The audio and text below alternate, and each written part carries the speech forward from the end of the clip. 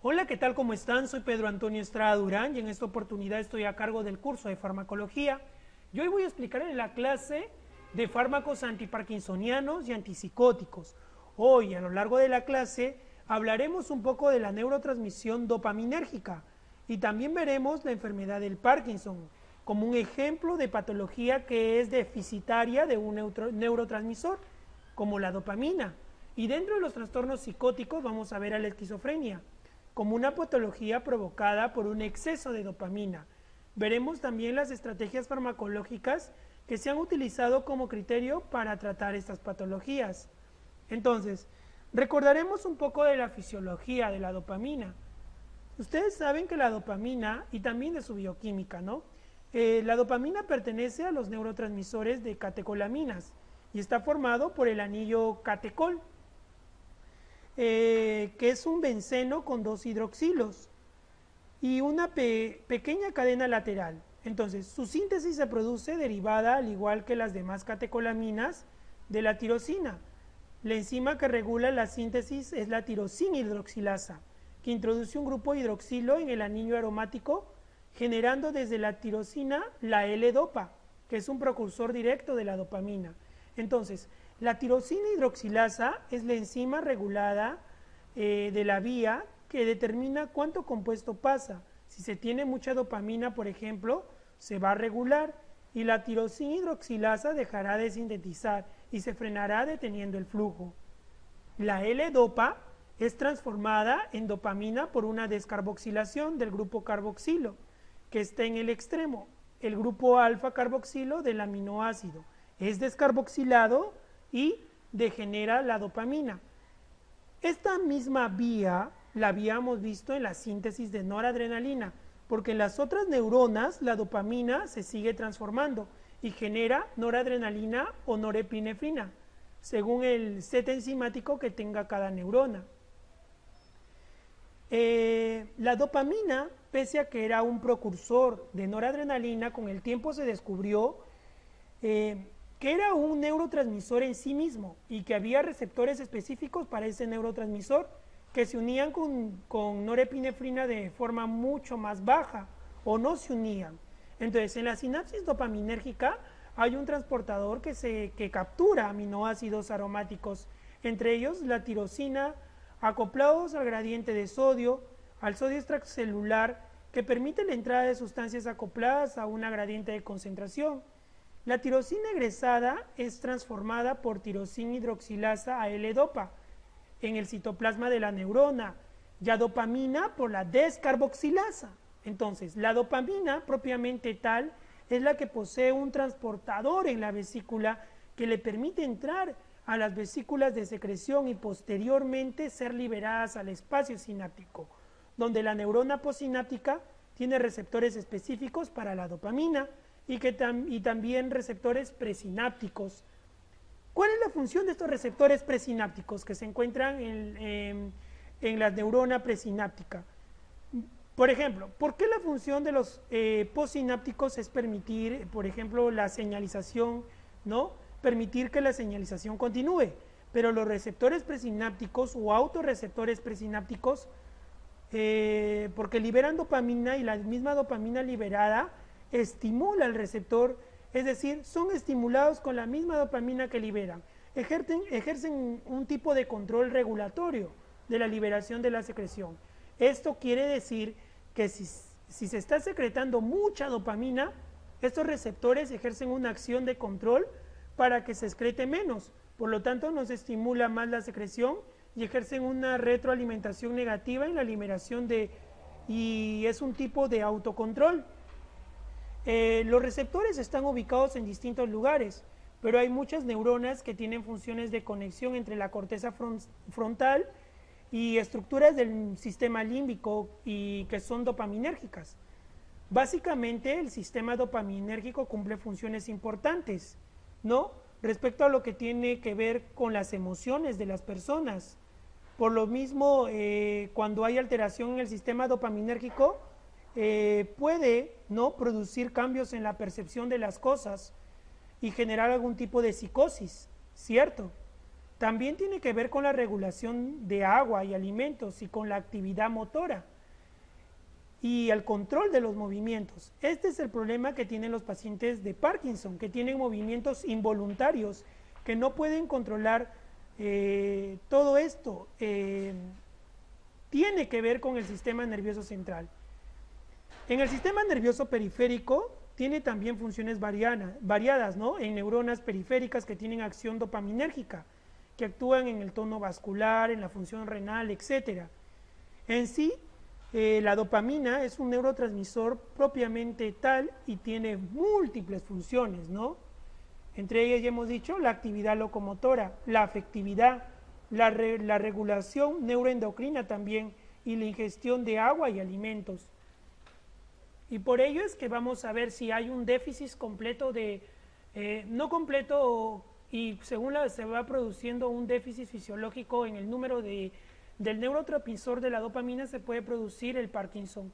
Y un aumento en la cantidad de neurotransmisor que encontramos en el cuerpo va a poder producir enfermedades y trastornos mentales como la psicosis.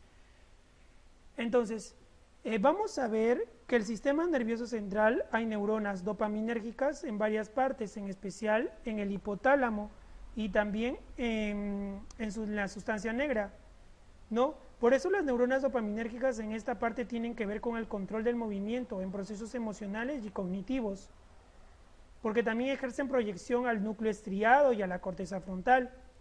Otra cosa importante de que hablar de la dopamina, antes de empezar a hablar de la parte farmacológica, es hablar de los receptores. Y los tipos de receptores que se encuentran se llaman receptores dopaminérgicos y existen dos grandes grupos que se denominan la familia D1 y la familia D2. Todos estos receptores son acoplados a la proteína G, por lo tanto tienen estructuras generales como los 7 segmentos de transmembrana. Su tercer grupo intercelular es bastante más largo, ya que se acopla a la proteína G cuando se activa. Va a afectar alguna de las proteínas G triméricas que están formadas por las unidades alfa, beta y gamma.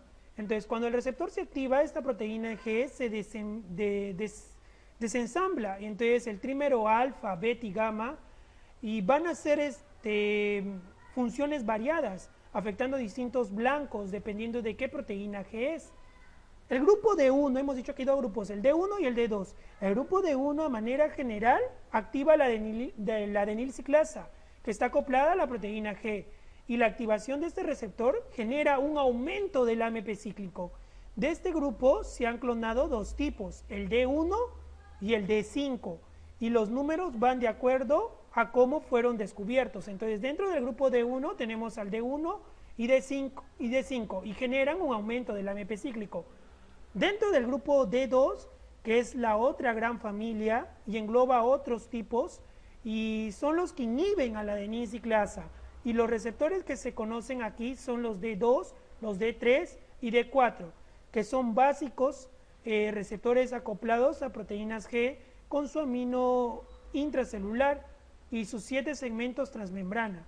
Para el caso de D1 aumenta el AMP cíclico, D5 se encuentra en el hipocampo e hipotálamo, y D1 en la neocorteza y en el estrato.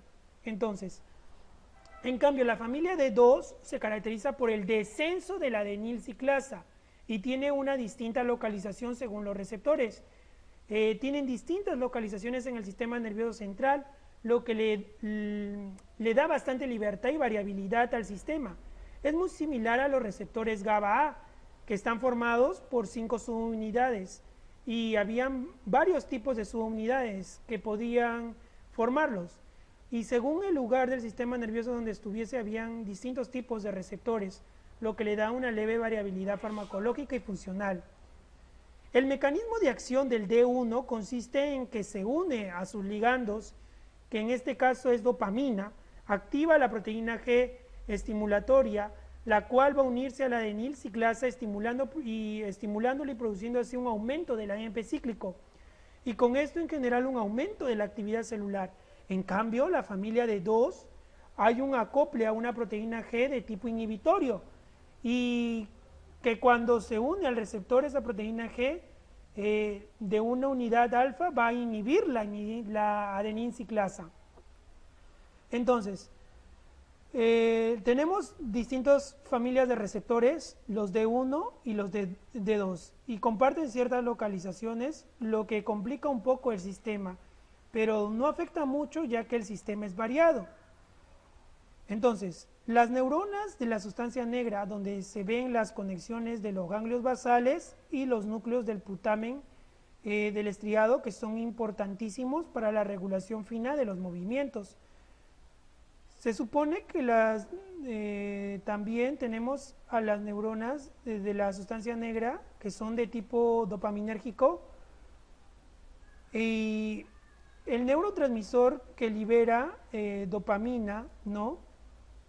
Se supone que estas neuronas están constantemente siendo estimuladas y liberando dopamina, lo que mantiene un tono dopaminérgico en los ganglios basales y mantiene un control relativamente bueno en ciertos movimientos. Entonces, en una persona normal, las neuronas de la sustancia negra y sus conexiones deben estar liberando dopamina, ¿no? Y conservar así un tono dopaminérgico que permita el control de movimientos finos para no tener temblores involuntarios, por ejemplo. La dopamina sirve para estimular o inhibir estos movimientos. Entonces, el tono fino lo determinan las neuronas dopaminérgicas, que en personas normales se debe encontrar normal, pues, ¿no? Pero, por ejemplo, para moverse se deben estimular ciertas neuronas e inhibir otras. Entonces, esto es todo un control de activación e inhibición. Lo que se pierde en el Parkinson, por ejemplo. Acá vemos dentro del Parkinson que hay una cantidad de transportadores de dopamina que van disminuyendo. Entonces, también vamos a ver, ahorita que pasemos a explicar de lleno la enfermedad de Parkinson, que a medida que progresa la enfermedad de Parkinson, las neuronas dopaminérgicas van disminuyendo y la enfermedad va a seguir avanzando. No se sabe la causa de por qué se ocasiona, solo se sabe que las neuronas dopaminérgicas se mueren y que hay disminución en su producción. Entonces, en cuanto a la enfermedad de la psicosis, ¿no? La hipótesis de esta enfermedad señala que se debe a que en algunos núcleos hay una hiperactividad de dopamina que tienen que ver fundamentalmente con la activación de los receptores D2 que están en el sistema límbico, y los antagonistas de estos receptores han tenido mucho mejor efecto que otros fármacos. Por ejemplo, cuando vamos a ver antipsicóticos dentro de un momento, y a pesar de esto la causa exacta no es conocida, solo son hipótesis deducidas de los tratamientos. Entonces, vamos a empezar ahora sí a hablar de las familias farmacológicas, ¿no?, de los antiparkinsonianos y los antipsicóticos. Vamos a empezar con los antipsicóticos, pero antes de hablar de lleno de antipsicóticos, algo más de que tenemos que recordar de nuestra fisiología es las distintas vías dopaminérgicas. Entonces, dentro de las vías dopaminérgicas, nosotros sabemos que tenemos a la nigroestriada, ¿no? La nigroestriada es una vía que contiene alrededor del 75% de dopamina del encéfalo. Los cuerpos celulares en la sustancia negra, axones en el estriado. Entonces, ¿cuál es su función? El control motor. La dopamina inhibe la liberación de acetilcolina, ¿ok? Y con ello se produce el control motor. Un exceso de la actividad acetilcolinérgica da lugar a una disminución extrapiramidal. No hay dopamina y se puede producir un Parkinson, ¿no? Un exceso de la actividad dopaminérgica provoca desórdenes también de movimientos, discinesias, ¿no? Ya son, de acuerdo al número de dopamina, veremos diferentes sintomatología. La vía mesolímbica, los cuerpos celulares en el área tegmental ventral del mesencéfalo, fibras de los núcleos accumbens y también de la amígdala, ¿no? Cuya función es efecto sobre la conducta, ¿no? Y la dopamina regula e integra la locomoción con estados emocionales, ¿cierto? Y la vía mesocortical, ¿no? En la cual tenemos a los cuerpos celulares del área segmentaria, a la corteza frontal, ¿no? Y acá la dopamina, cuya función va a ser efecto sobre la conducta y área activa en la esquizofrenia. Entonces, los bloqueadores de los receptores dopaminérgicos, ¿no?, que ahora vamos a ver, fueron los más importantes, que no es la única vía en la esquizofrénica, esta mesocortical, ¿no?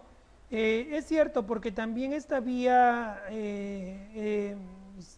también tenemos esta vía serotoninérgica que también es importante. Entonces, cuando administramos un agente antipsicótico para la esquizofrenia, por ejemplo, que es un bloqueador de dopamina, vamos a disminuir la dopamina. Entonces, en esta área y también en otras áreas, daría un Parkinson medicamentoso. Hemos dicho que en la psicosis la dopamina va a estar aumentada. Entonces, como está aumentada en la psicosis la dopamina, vamos a tratar de utilizar fármacos que bloqueen los receptores dopaminérgicos, ¿ya? Para que ya no haya tanta cantidad de la función de la dopamina, ¿no? La función dopaminérgica. Pero al momento de dar estos fármacos, vamos de repente a irnos a un extremo y ya no vamos a tener una gran cantidad de dopamina, sino va a haber un déficit, ¿no? Una disminución completa de dopamina. Y lo que puede producir un tipo de reacción adversa medicamentosa de estos antipsicóticos, que es el Parkinson medicamentoso, el famoso Parkinson medicamentoso. Entonces, cuando bloqueamos la vía dopaminérgica, lo que veremos es, en el tratamiento de la psicosis, tendremos un efecto antipsicótico a nivel de la vía mesolímbica.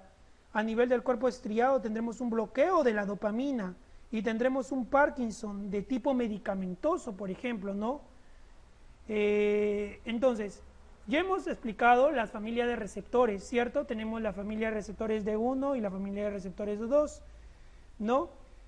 Y son los que van a producir la traducción de señales, ¿no? Ya hemos dicho que están relacionados con las proteínas G. Pero ahora vamos a pasar de lleno a hablar de la psicosis.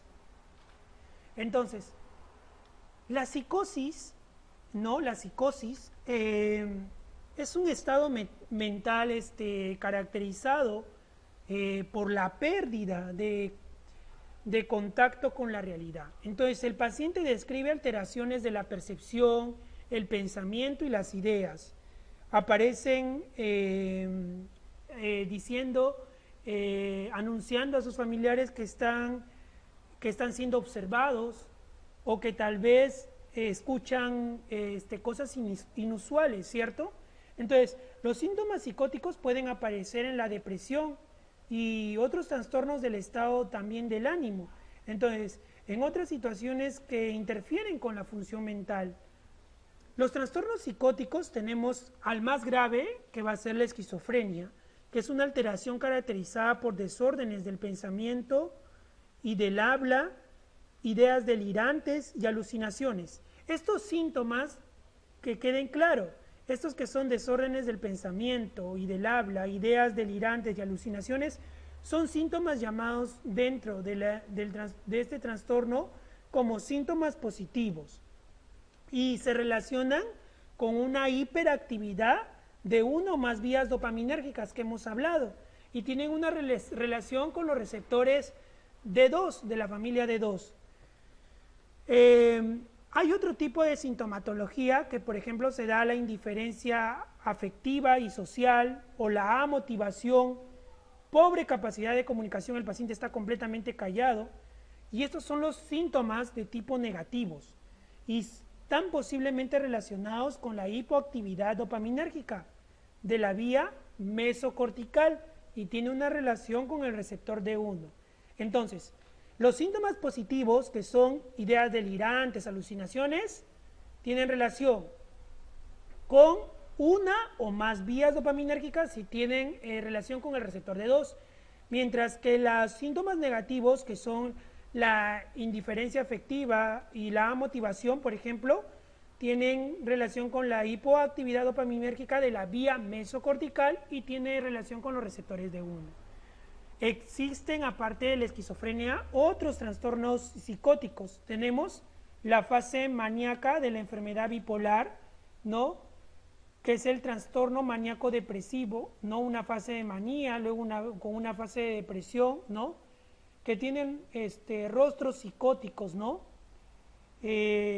distinguibles, ¿no?, a veces, ¿no? También tenemos el trastorno con agitación intensa, pero también la psicosis como enfermedad, como cuadro clínico, ¿no?, no como enfermedad, puede ser inducido también por ejemplo, intoxicación de sustancias de abuso o medicamentos o sustancias de uso industrial. Ahora, también tenemos el cuadro clínico de la psicosis que puede ser inducido por enfermedades, infecciones severas, enfermedades vasculares cerebrales, endocrinopatías o también por traumatismos físicos y psicológicos.